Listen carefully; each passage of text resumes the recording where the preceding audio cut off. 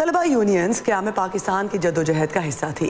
60 اور پھر خصوصاً 70 کی دہائی نے روشن خیال اور لبرل اسٹوڈنٹ یونینز کا عروج دیکھا، جنہوں نے نہ صرف جان پر کھیل کر حکومت سے طالب علموں کے مطالبات تسلیم کرائے بلکہ اہم سیاسی معاملات پر رائے سازی میں بھی کردار ادا کیا۔ مگر 80 کی دہائی کے مارشل لاء میں طلبہ کو ریاستی تشدد اور قید کا سامنا کرنا پڑا۔ پرتشدد واقعات میں ہلاکتیں بھی ہوئیں۔ اس کو جواز بناتے ہوئے 1984 میں ضیاء الحق کی حکومت نے اسٹوڈنٹ یونینز پر پابندی عائد کر دی۔ اب تک قانونی پیچیدگیوں کے سبب یہ معاملہ التوا کا شکار رہا، لیکن 2019 کے آخری مہینوں میں طلبہ کی نئی نسل اسٹوڈنٹ یونینز کی بحالی کے مطالبے کے ساتھ سڑکوں پر آئی۔ کچھ سیاسی جماعتوں نے بھی ان کا ساتھ دیا۔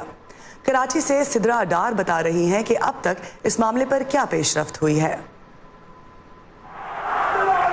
1984 میں طلبہ یونین پر لگنے والی پابندی کو ماشاء اللہ کے بعد آنے والی جمہوری حکومتیں بھی بحال کرنے کی کوششیں کرتی رہیں، لیکن قانونی پیچیدگیوں کے سبب یہ معاملہ التوا کا شکار رہا۔ اس برس ان کی بحالی کے لیے ملک بھر میں اچانک بھرپور آواز اٹھی۔ پروگریسو اسٹوڈنٹ فیڈریشن کے زیر اہتمام ملک بھر میں پرامن مظاہرے ہوئے، جن میں طلبہ نے یونین کی بحالی سمیت کئی مطالبات پیش کیے۔ سب سے پہلا جو مطالبہ ہے وہ تو یونینز کی بحالی ہے، اس پر وہ ہمارا بنیادی مطالبہ ہے۔ دوسرا طبقاتی نظام تعلیم کا خاتمہ ہے، ہراسمنٹ کمیٹیز کا بننا ہے، اور فیسوں میں جو اضافے کیے گئے ہیں اس کو واپس لینا ہے۔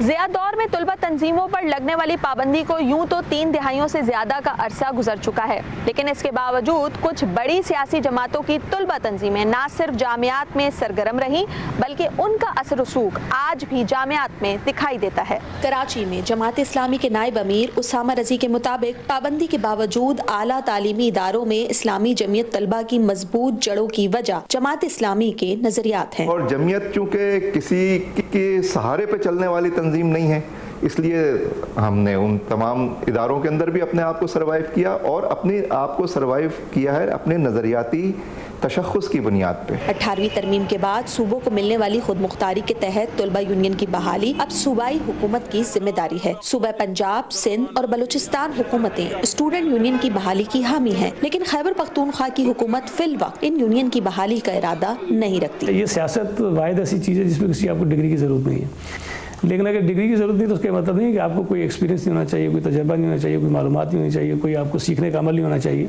تو سیکھنے کا عمل جو سیاست میں تھا وہ یہی تھا کہ آپ معاشرے میں لوگوں سے کہاں سے آپ کو فورمز ملتے ہیں جہاں لوگوں سے انٹریکٹ کرتے ہیں، لوگوں کے ایشوز کو سمجھتے ہیں۔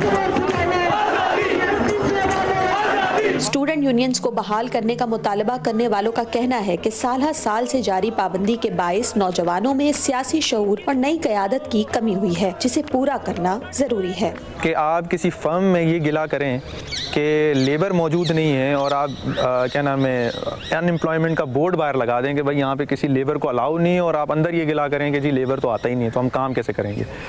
تو سیاستدان جب تک انٹر نہیں ہوگا سیاست کے لیے، وہ نرسری تو یونینز ہیں، جب یونینز نہیں ہوں گی، جب ٹریننگز نہیں ہوں گی، تو یہ لوگ جب سیاست میں نہیں جائیں گے تو لیڈرشپ ڈیولپ نہیں ہوگی، بلڈ نہیں ہوگی۔